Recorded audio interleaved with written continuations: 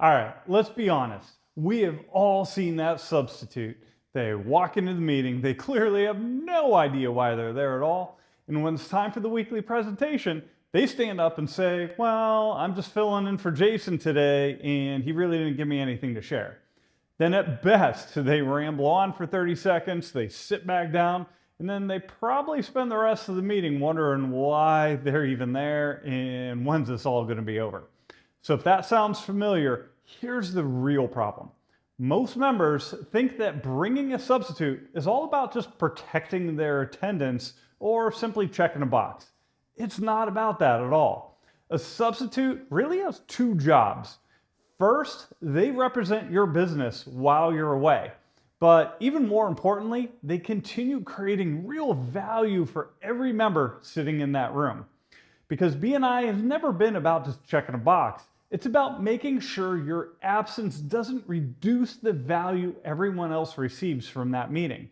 And whether your substitute adds value or wastes everyone's time depends almost entirely on one thing: how well you prepare them. So let's really dive into that.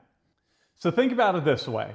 If you hired somebody to represent your business at a trade show, you would probably not just hand them a stack of business cards and say good luck.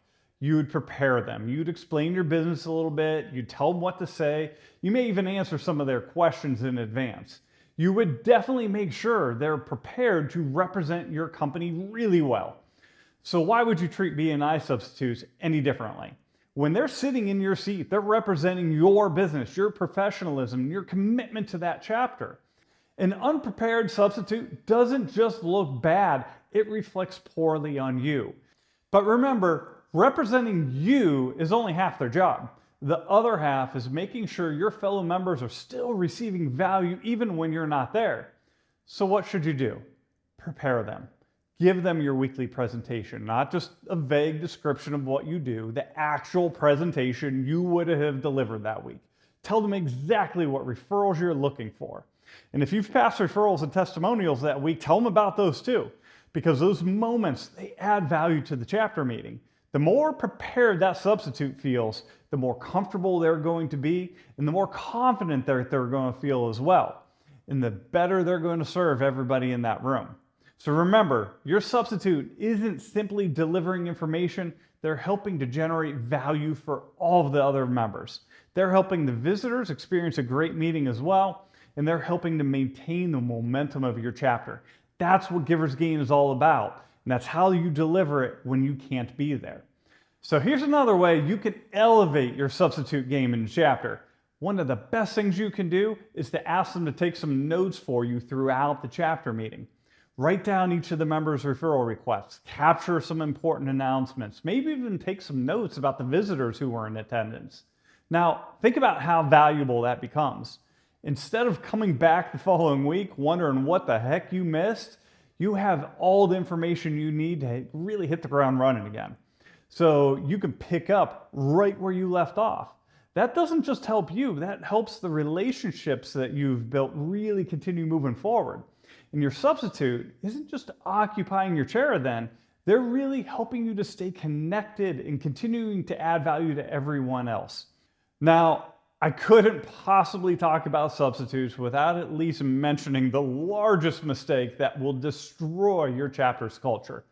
Please do not encourage your substitute to give a weekly presentation for their own business, even if their profession isn't represented in your chapter right now. Now, I've heard plenty of people try to justify this by saying, well, we don't have one of them in the group.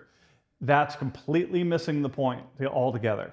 Your substitute wasn't invited there to promote themselves. They were invited to represent you.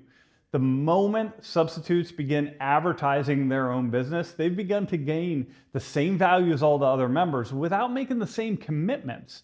And that creates a ton of confusion or even some frustration amongst the other members. And over time, it chips away at the culture that makes BNI so effective.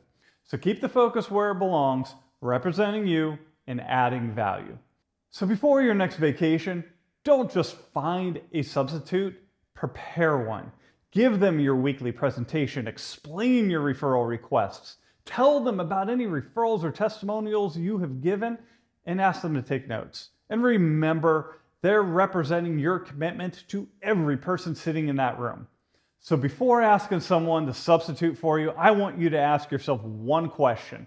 If I can't attend this week's meeting, would my substitute make the meeting better or simply keep my attendance record intact? Because those two things are very, very different.